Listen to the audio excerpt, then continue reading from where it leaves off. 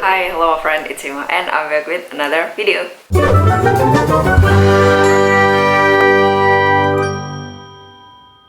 Oke, jadi di video kali ini aku di sini mau ngobrolin tentang college studio karena sebelumnya aku udah sempet ngebahas topik ini yaitu tentang program kreativitas mahasiswa. Buat teman-teman yang sekarang ini ngeklik video ini dan akhirnya memutuskan untuk tonton video ini, aku nggak tahu tujuan kalian apa, tapi aku yakin pasti dari kalian pengen mengajukan proposal PKM dalam waktu dekat ini itu atau beberapa bulan ke depan gitu. Jadi di video kali ini aku bakalan ngebahas PKM, tapi di sini bukan secara general karena aku mau ngebahas tentang PKM penelitian. Seperti yang kita ketahui, PKM itu ada banyak. Ada PKM penelitian, ada PKM kewirausahaan, ada PKM pengabdian masyarakat, teknologi, bahkan sampai karsa cipta. Dari sekian banyak PKM ini, di sini aku ambil PKM penelitian karena pertama karena aku dari jurusan Saintek dan kedua karena program kreativitas mahasiswa yang pernah aku ikutin itu adalah PKM penelitian. Jadi mungkin di sini aku bisa share gimana caranya kita mendapatkan ide PKM penelitian, referensi, kemudian cara penentuan ide judul dan lain sebagainya gitu.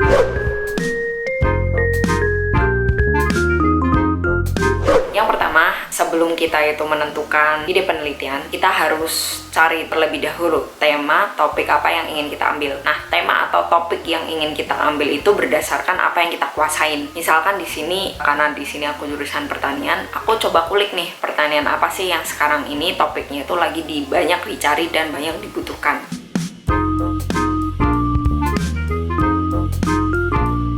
Tema atau ide topik ini nantinya bisa kalian kembangkan lagi lebih dalam ketika kalian itu udah menemukan banyak referensi atau jurnal-jurnal atau buku-buku yang kalian baca. Contohnya di sini kalian mau meneliti tentang pupuk hayati. Udah, kalian tema topiknya itu tentang pupuk hayati. Tapi pupuk hayati ini tuh mau kalian bawa kemana sih? Nah, ini nanti bakalan kalian breakdown lagi setelah kalian itu baca-baca jurnal lebih lanjut. Nah, yang kedua, setelah kalian itu menentukan topik atau ide yang mau kalian ambil atau yang mau kalian sajikan, sekarang giliran kalian itu mulai mencari ide referensi dengan banyak-banyak membaca jurnal. Buat aku sendiri, aku lebih suka baca jurnal sih, karena pertama jurnal itu tuh lebih up to date penelitiannya, terus kedua dia itu lebih mudah diakses ketimbang buku. Kalau misalkan buku tuh mungkin kalian harus akses lewat perpustakaan dan lain sebagainya gitu, dimana kadang kalau misalkan kita ke perpustakaan itu kan kadang mager atau kalian gak punya waktu, sedangkan kalau jurnal itu kalian bisa akses kapanpun dan dimanapun selama ada device dan juga internet yang stabil kayak gitu. Nah, dari sana kalian bisa temukan topik apa yang relevan dengan apa yang ingin kalian bawakan, terus output yang mau kalian hasilkan tuh kayak gimana. Nah, dari sana kalian bisa mulai merangkai dan menyusun kerangka berpikirnya kayak gitu. Nah, di sini aku bakalan kasih beberapa tips ketika kalian itu baca dari beberapa jurnal, gimana caranya kita itu bisa mendapatkan ide. Nah, yang namanya penelitian itu pasti kita mencari suatu keterbaruan dari penelitian yang ingin kalian sajikan ke khalayak umum. Sebenarnya keterbaruan itu tuh bukan berarti kalian itu harus menemukan penelitian yang baru banget gitu atau bener-bener baru dan belum ada orang yang pernah meneliti ini. Tapi kalau misalkan kalian mau mencoba itu juga nggak masalah, nggak ada salahnya kayak gitu. Cuman kalau misalkan kita mengambil preferensi penelitian orang yang udah pernah melakukan hal tersebut tapi kita mau mencari keterbaruannya, itu akan jauh lebih enak karena kita memiliki data yang udah ada sebelumnya. Data ini maksudnya data penelitian sebelumnya ya.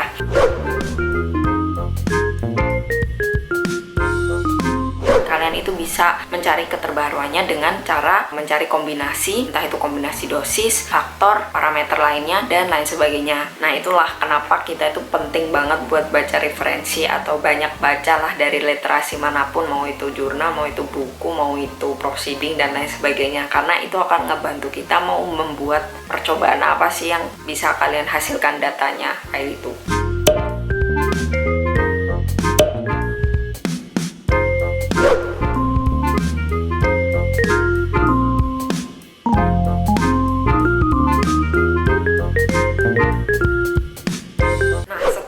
Setelah kalian udah mulai baca jurnal, udah kumpulin semua ide, gagasan, udah kalian breakdown, kalian tulis semuanya sekaligus, kalian bisa tentuin judul penelitiannya apa.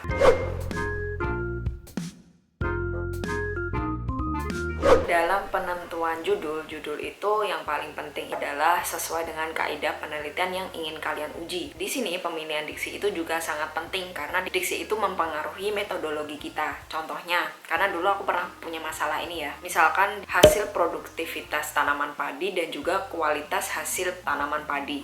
Dua judul ini adalah judul yang sangat berlawanan metodologinya. Kalau misalkan kita ngomongin produktivitas hasil tanaman padi, di sini aku bakalan ngobrolin tentang uji lab yang lebih ke serapan unsur haranya, efektivitas unsur hara, dan juga data kuantitatif yang berhubungan dengan tanaman padi itu sendiri, kayak jumlah malai, tinggi tanaman, semua uji lab termasuk C organik, terus nitrogen, fosfor, kalium, dan lain-lain. Sedangkan kalau kualitas tanaman padi ini lebih ke uji lab yang dia lebih ke kualitasnya, dan biasanya untuk anak ilmu tanah itu tidak ada ya. Setahuku ilmu tanah itu nggak ada ini biasanya diujiin ke anak-anak teknologi pangan atau anak agroteknologi. Jadi ketika aku milih judul ini sangat tidak disarankan sama dosen aku karena ini bukan ranahnya ilmu tanah, jadi aku harus pakai yang hasil produktivitas tanaman padi kayak gitu. Setelah kalian udah menentukan judul, baru setelah itu kalian bisa masuk ke kerangka berpikirnya, mulai dari nama latar belakang, dimana nanti latar belakang itu berisi tentang kenapa kalian itu meneliti penelitian ini, yang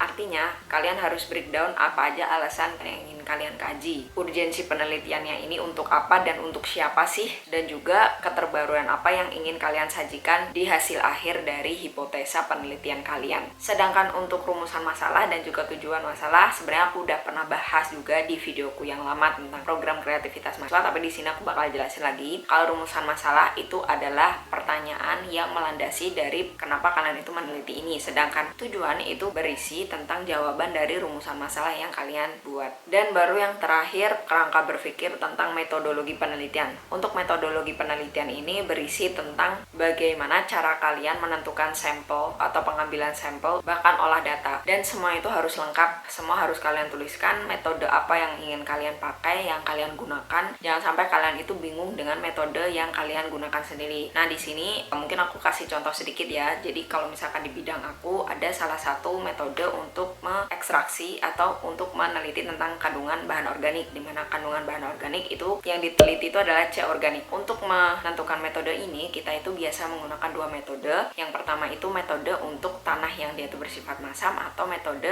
untuk tanah bersifat basah. Jadi sebelum kita itu menguji C organik, kita harus menguji dulu ini tanah jenis apa, apakah dia asam ataukah dia basah. Kalau misalkan dia asam, baru kita menggunakan metode yang dia itu untuk asam, sedangkan kalau basah kita pakainya metode yang basah. Jadi metode ini harus lengkap, harus sesuai dengan perlakuan apa yang ingin kalian ambil kayak gitu. Kalau misalkan udah selesai, udah semua, biasanya kan kalau proposal cuma sampai metodologi doang kan, kalian itu kan masih kerangka berpikir. Jadi kalau misalkan lolos, baru kalian lanjut buat bahas hasil dan penelitiannya. Tinggal kalian berdoa semoga proposal kalian lolos di tahap selanjutnya. Salah satu tips dari aku itu kalian bisa buat konsultasi ke kakak tingkat atau orang yang dia itu lebih paham dengan penelitian yang kalian ambil, atau orang yang udah pernah ambil penelitian ini. Bahkan kalian bisa konsultasi ke dosen. Jadi kalau misalkan kalian itu tiba-tiba nanya ke orang yang belum pernah ngelakuin penelitian ini tuh, jawabannya tuh kurang dalam gitu loh, dan kurang spesifik. Jadi aku bisa sarankan kalian bisa langsung tanya aja ke orang yang lebih ahli kayak gitu. Oke, jadi untuk video yang aku buat kayaknya segitu dulu. Buat teman-teman yang udah sempetin nonton video ini, terima kasih banyak. Semoga video yang aku bikin ini bermanfaat buat kalian, dan semoga buat teman-teman yang sekarang ini lagi ngerjain proposal program kreativitas mahasiswa bisa lolos setelah nonton video ini. Ya udah, dari aku gitu dulu. Terima kasih buat kalian yang udah nonton, and I'll see you the next video. Bye bye.